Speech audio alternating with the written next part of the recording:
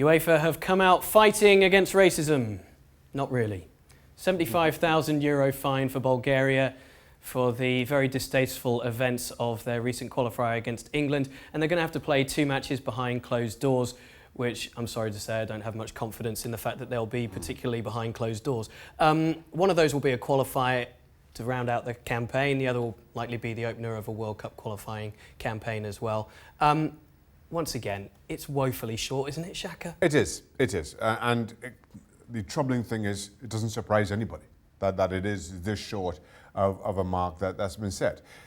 On the one hand, though, I do like a lot of the things that happened, a lot of the fallout post this event. I like how a certain section, a huge section of their supporters were ejected from the ground. I like the fallout and certainly the response of everybody within football, from Infantino through what you heard coming out of UEFA, and the response by Bulgaria politicians and the fallout within the Bulgarian FA. I thought that was encouraging, that people are starting to take the issue seriously, and at least the rhetoric is starting to improve. The rhetoric from the heads of these organizations is starting to improve, and you're starting to see and appreciate the importance of it. But on the back end of that improvement, you have this punishment, which is paltry, is probably the best way you can make it.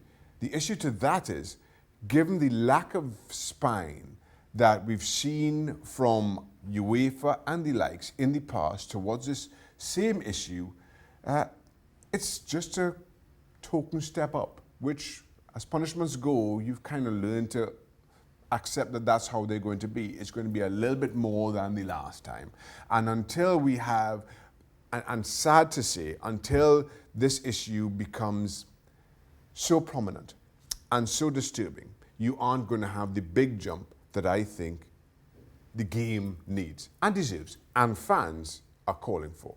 In this era, it seems by and large that the issues with regards to this particular problem of racism at international matches have appeared in that part of Europe, the eastern part of Europe. But we see... Nobody is immune to it. Right. At international level, yes, Eastern Europe has had a lot of issues, but we had similar discussions around Cagliari. We had recent discussions over the last couple of weeks around games in England. Yes. Nobody is immune to it.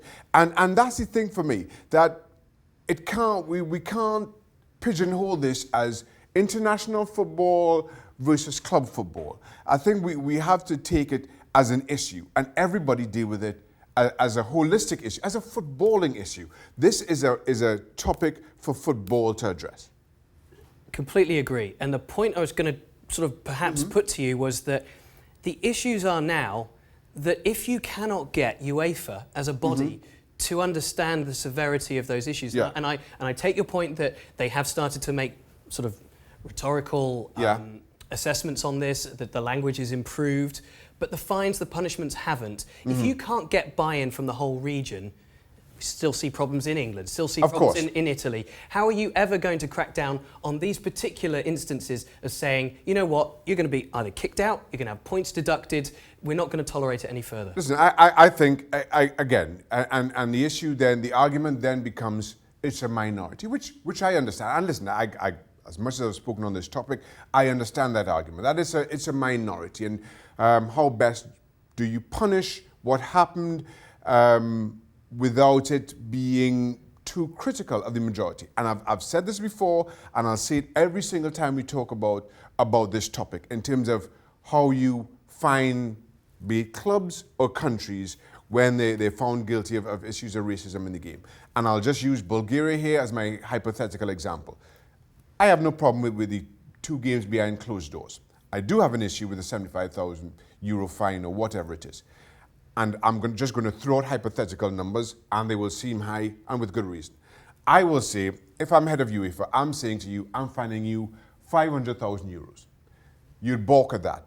I'm going to say to you, though, you have to pay 100,000.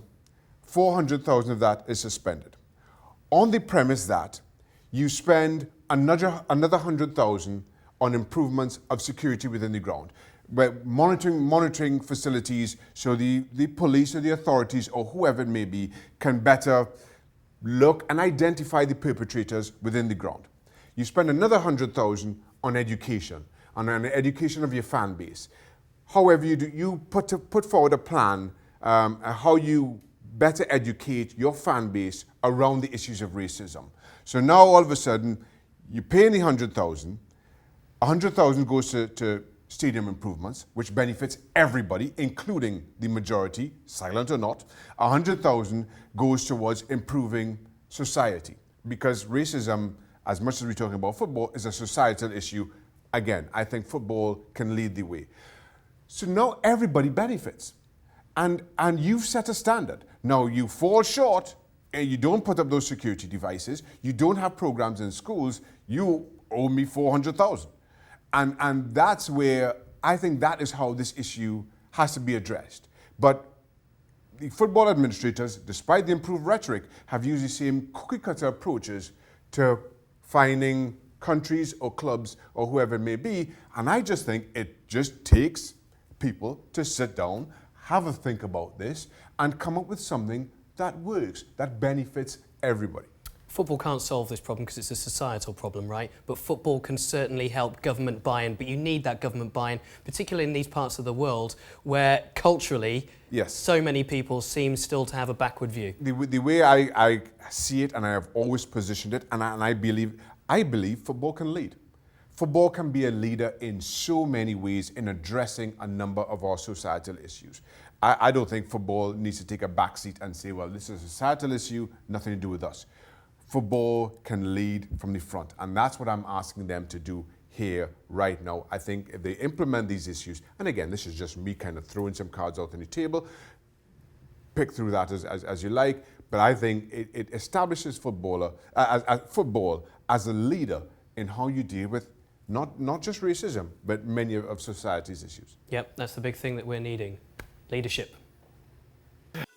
Well, thank you very much for watching ESPN on YouTube. For more sports highlights and analysis, be sure to download the ESPN app. And for live streaming, premium content, and let's not forget as well, ESPN FC 7 days a week. Subscribe to ESPN+.